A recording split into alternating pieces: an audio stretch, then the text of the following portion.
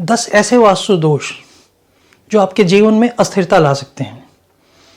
मैं इस वीडियो में उन 10 वास्तु दोषों के विषय में तो बताऊंगा, लेकिन साथ साथ उसकी रेमेडी भी बताऊंगा, क्योंकि आपने देखा है कि मैं रेमेडी पे ज़्यादा विश्वास करता हूँ।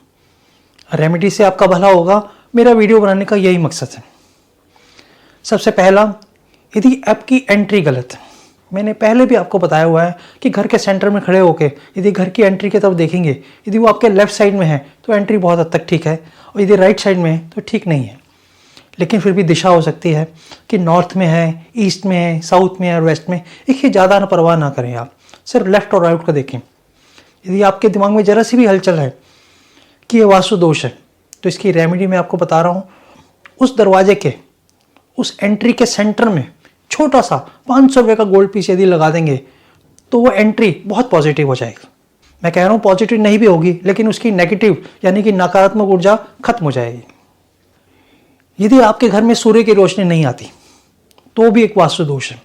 यदि सूर्य की रोशनी आपके घर में नहीं आती तो आपके घर में बीमारी बन सकती है। लोग बीमार हो सकते हैं, बार बार बीमार हो सकते हैं। एक बीमारी से छूटेंगे, दूसरी बीमारी पकड़ लेगी।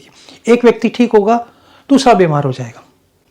इसके लिए सबसे अच्छा यह है कि आप अपने को कुछ समय के लिए धूप में लेके जाएं।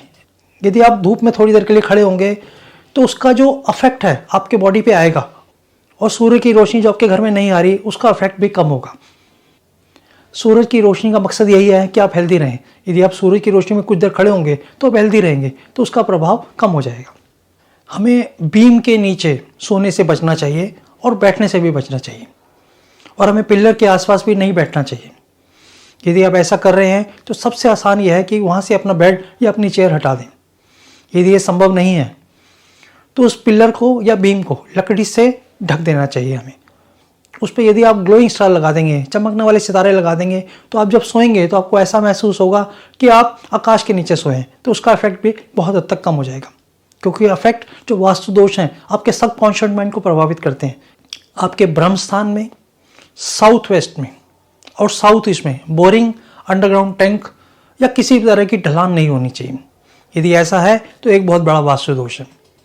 इसकी रेमेडी करना आसान नहीं है, लेकिन मैं एक छोटी सी रेमेडी आपको बता रहा हूँ जिसका कुछ ना कुछ प्रभाव आपके जीवन में अवश्य पड़ेगा। यदि साउथ वेस्ट में बोरिंग है तो वहाँ पर आप पुखराज यदि लगा देंगे और लेड के पिरामिड कुछ लगा देंगे तो उसका इफेक्ट कम हो जाएगा। यदि ब्रह्म स्थान में यदि बोरिंग है या ढलान है तो उसको आपको ठीक ही करना चाहिए, उसको बोरिंग को आपको बंद ही करना चाहिए, क्योंकि ब्रह्म स्थान ऐसा है जो सभी डायरेक्शन से जुड़ा हुआ है, वही ऊर्जा का स्रोत है।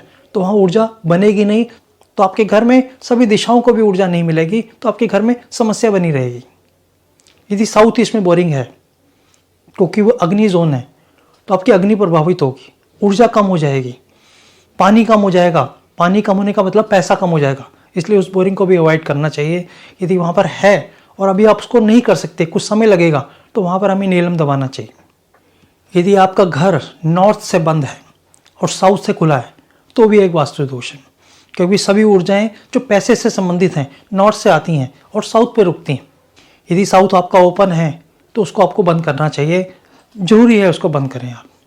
यदि बंद नहीं कर सकते उसको हैवी करने की कोशिश करें, किसी भी तरीके से उसको हैवी करें, जो भी आप तरीका आपको लगता है। यदि नॉर्थ बंद है तो वहाँ पर आपको मिरर लगा देने चाहिए। यदि नॉर्थ आपका बंद है तो वहाँ पर फिश एक्वेरियम रख सकते हैं। यदि आपका नॉर्थ बंद है तो वहाँ पर एक ऐसी फ़ोटो लगा सकते हैं जिसमें पानी अंदर की तरफ आ रहा है। वहाँ पर एक आप फाउंटेन भी लगा सकते हैं, तो कुछ इफेक्ट आएगा, कुछ बेटर होगा आपके लिए। यदि आपका घर टी पॉइंट पर है, चाहे वो किसी भी दिशा में है, वो अच्छा नहीं है। टी पॉइंट आपको शुरू में हो सकता है फल दे, बेटर दे।